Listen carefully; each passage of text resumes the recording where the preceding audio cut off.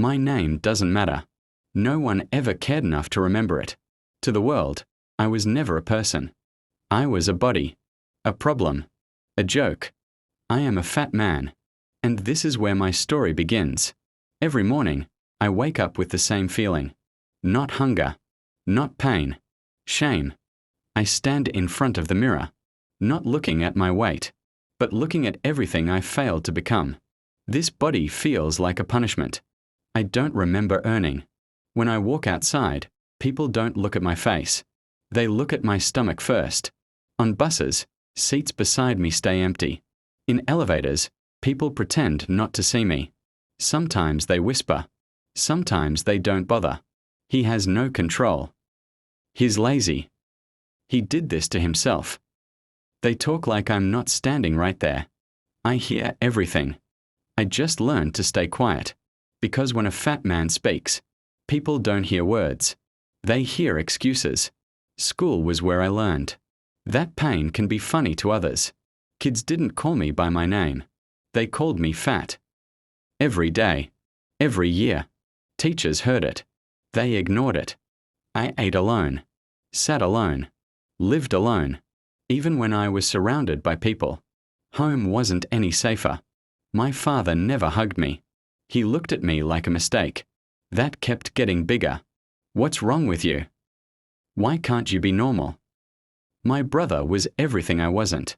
Strong. Confident. Respected. When others laughed at me, he didn't stop them. Sometimes, he joined them. That hurt more than anything. There was only one person who never looked at my body. My mother. She saw my eyes. She saw my pain. When I came home broken, she didn't ask questions. She just sat next to me and said, "You are not the problem. The world is." At night, when I cried silently, she pretended not to notice, just so I wouldn't feel weak. She was the only place where I didn't feel disgusting. As I grew older, the world grew colder.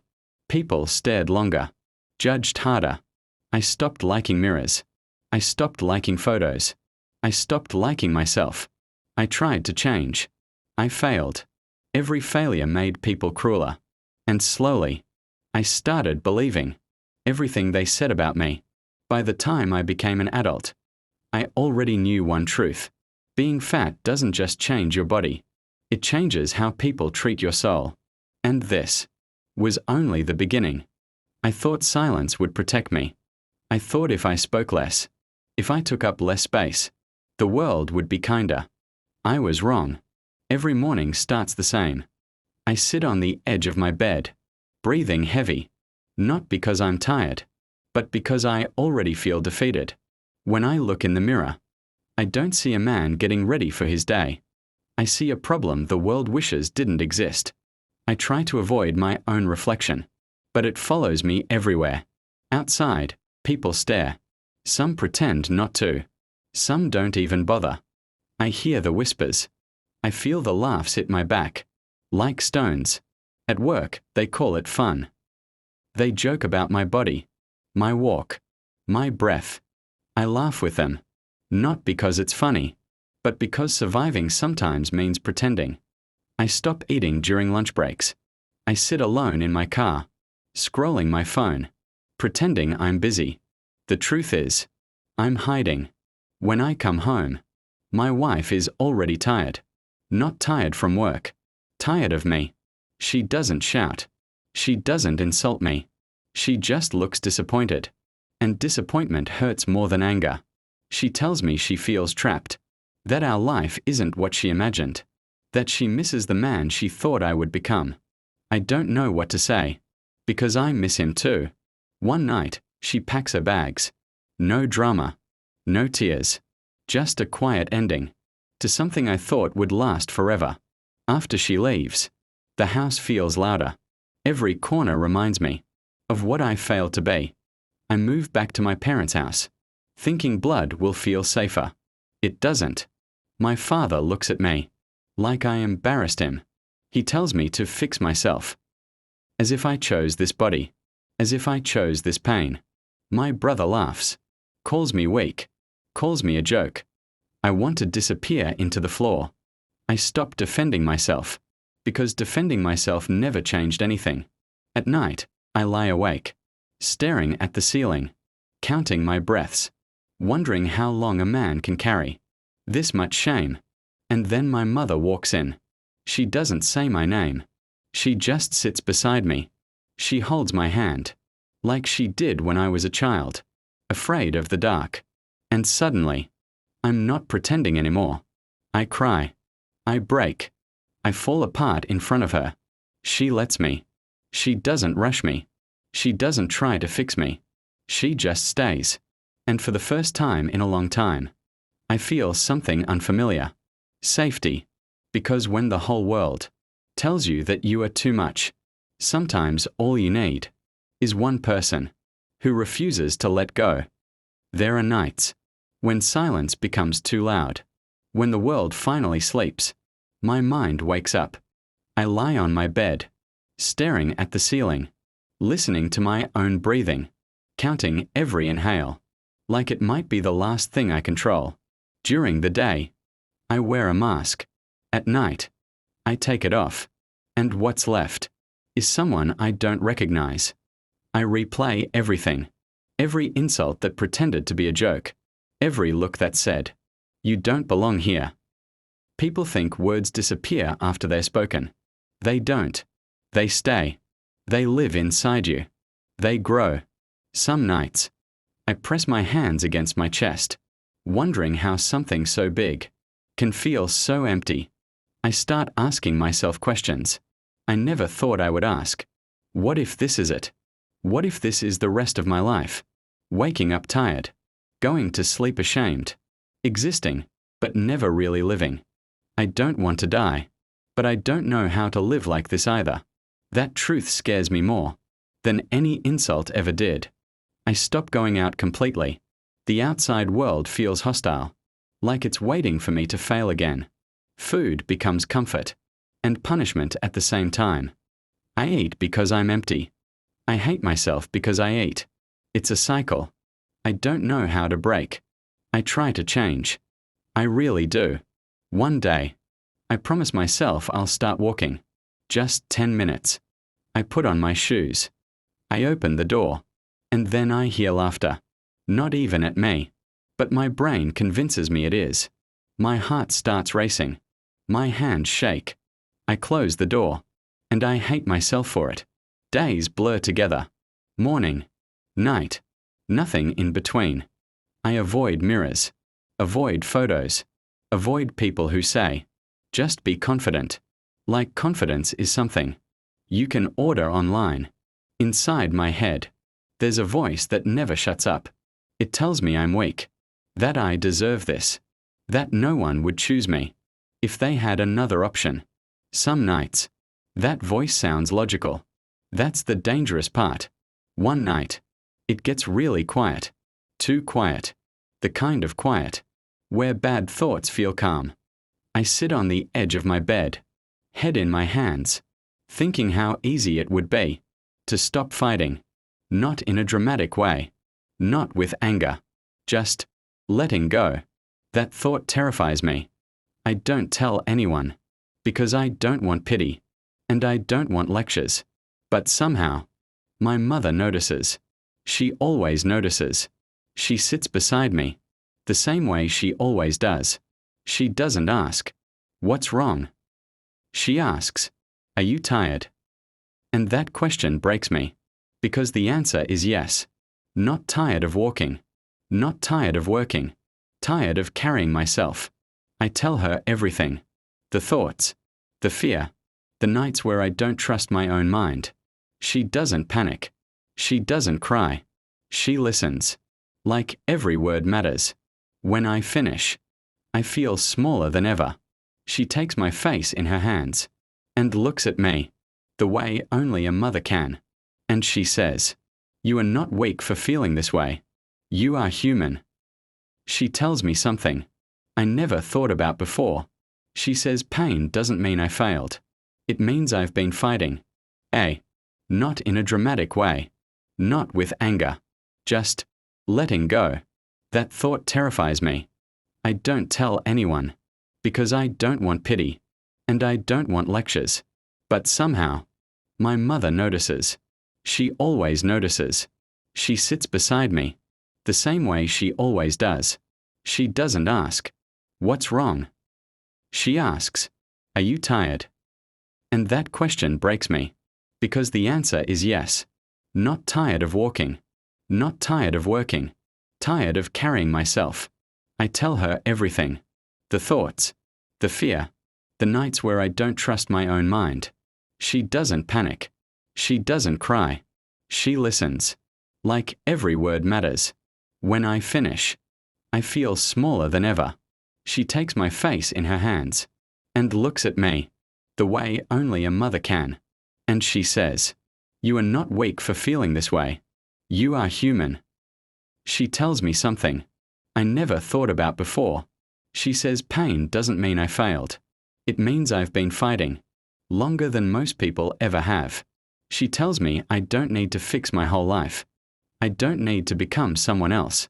She says, "Just stay. Stay alive. Stay present. Stay one more day." That night, I don't feel healed. I don't feel hopeful. But I feel anchored, like someone tied a rope around me, so I don't drift too far into my own darkness. The next morning, I wake up the same body, same pain, but something is different. The voice in my head is still there, but it's quieter, not gone, just quieter. I sit on the edge of my bed and do something small. I stand up. No promises, no big plans, just standing. And for the first time, I understand something important. Healing doesn't start when life gets better.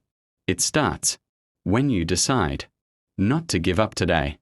And today, I'm still here. I didn't wake up changed. No sudden strength. No dramatic motivation. No new version of me waiting in the mirror. I woke up the same man, same body, same weight, same doubts. The only difference was this. I woke up, and that felt like something. For a long time, I thought recovery meant loving myself. I don't. Not yet. Some days, I still avoid mirrors. Some days, my clothes feel like they're judging me. But now, I notice the moments in between. Small ones, like sitting at the table with my mother and finishing a meal, without hating myself the entire time, or stepping outside the house and not turning back immediately, just breathing, just existing. I stop waiting for confidence, because confidence never comes first. Action does. One afternoon, I walk to the end of the street. My heart races. My legs hurt. My mind screams at me to stop. But I don't. Not because I'm strong, because I'm tired of being afraid. I come back home sweating, ashamed of how little I did. And my mother smiles, like I climbed a mountain. She tells me something simple. Progress isn't loud. That sentence stays with me. I start doing small things on purpose. Drinking water before soda. Standing up during commercials. Walking a little farther each week. No one claps. No one notices. And that's okay. I stop telling myself, I have to change for people to accept me. I start changing. Because carrying this body hurts less when I try. Some days, I fail. I eat too much. I skip walks. I sit in the dark again. But failure doesn't feel final anymore. It feels human. I learn to talk to myself differently. Not kindly. Just honestly. I stop saying, "You're useless." I start saying, "You're struggling." That shift matters more than any number on a scale. One day, I catch my reflection, and for a second, I don't look away. I don't smile. I don't feel proud. But I don't feel disgust either. Just recognition. I start helping my mother around the house, carrying groceries, fixing small things. My body still aches, but the ache feels earned. People outside still stare. Some still laugh, but their voices feel farther away now, because there's a new one in my head. Not louder, just steadier. It reminds me, that I'm allowed to take up space, even if I don't look like them. One night, I write another sentence in my notebook. I don't need to be perfect to be present. I don't know where this road leads. I don't know if I'll ever be confident. But I know this. I'm no longer standing still. And sometimes, moving slowly forward is the bravest form of healing. I used to believe acceptance was something other people decided for you. That one day, the world would look at me and finally say, "You're allowed to exist." That day never came. What did come was exhaustion. I got tired of waiting for permission to live. The truth is, my body didn't change overnight. Some mornings, my joints still hurt.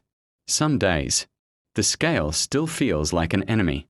But my relationship with myself started changing quietly.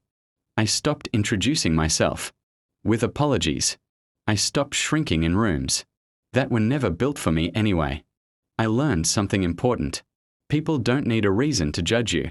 So I stopped needing a reason to choose myself. I started setting boundaries, small ones. I walked away from conversations that treated me like a joke.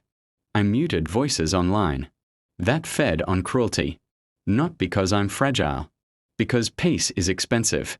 I noticed how often I used to punish myself with food, with isolation, with shame.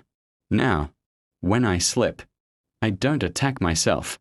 I ask one question instead. What do I need right now? Sometimes the answer is movement, sometimes rest, sometimes silence. I let my body be a body, not a project. One afternoon, I catch someone staring at me in public.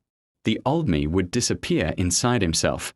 This time, I hold my ground, not with anger, not with pride, just with presence. And something shifts, not in them, in me. I realize I don't need to be invisible to be safe. I need to be anchored. I start doing things that used to scare me, going to a cafe alone, taking up a full seat, eating without rushing. No one applauds. Life just continues. And that's the point. My mother watches me closely. One night, she says, "You're lighter." I laugh, because the scale hasn't changed much. She smiles and corrects herself. "Not your body, your spirit." That hits deeper than anything else. I think about how close I came to giving up. How many nights I almost believed the voice that told me the world would be better without me. I'm glad I didn't listen. Not because life is perfect, but because it's mine. I start writing again. Not to inspire, not to teach, just to tell the truth. About being judged, about being tired, about surviving a body. The world loves to hate. People start reading. Some relate. Some thank me. Some stay silent. And that's okay. I'm not here to be understood by everyone. I'm here to be honest. One night, I write the line that finally feels true. I don't need to love myself every day. I just need to respect myself enough to stay.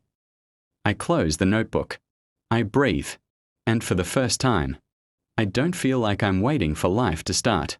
Because somehow, without noticing, I've been living. I used to think my story would end the way people expected it to. Quietly. Forgotten. Like I never mattered. For a long time. I believed that too. I believed my body decided my value, that my size spoke louder than my heart ever could. But standing here now, looking back at everything I survived, I realize something important. Pain didn't erase me. It introduced me to myself. I think about the nights I almost gave up, the mornings I didn't want to wake up, the days I felt like a burden, just for breathing. And yet, I'm still here. Not because I became fearless, not because life became fair, but because I stayed. When leaving felt easier, people still judge me. That never stopped. The world didn't suddenly become kind. It just became less powerful, because I stopped handing it control over my worth. I learned that healing isn't about becoming someone new. It's about coming back to who you were before the world taught you to hate yourself. I don't love my body every day. Some days, I still struggle, but I no longer see it as an enemy. This body carried me through pain, through shame, through nights I didn't think I'd survive. It deserves respect. I deserve respect. My mother once told me something I didn't understand at the time. She said, "Life won't clap for you when you choose to stay alive. You have to be proud quietly." Now I understand. Survival is quiet. Strength is quiet. Healing is quiet. But that doesn't make it small. If you're listening to this, and you feel invisible, if you feel judged, unwanted, or tired of carrying yourself, I need you to hear this. You don't owe the world beauty. You don't owe it perfection. You don't owe it an explanation. You owe yourself honesty. And one more day. That's enough. I don't know what my future looks like. I don't pretend everything is solved. But I know this. My story didn't end where the world thought it should. It continued because I refused to disappear. And if you're still breathing right now, so can yours.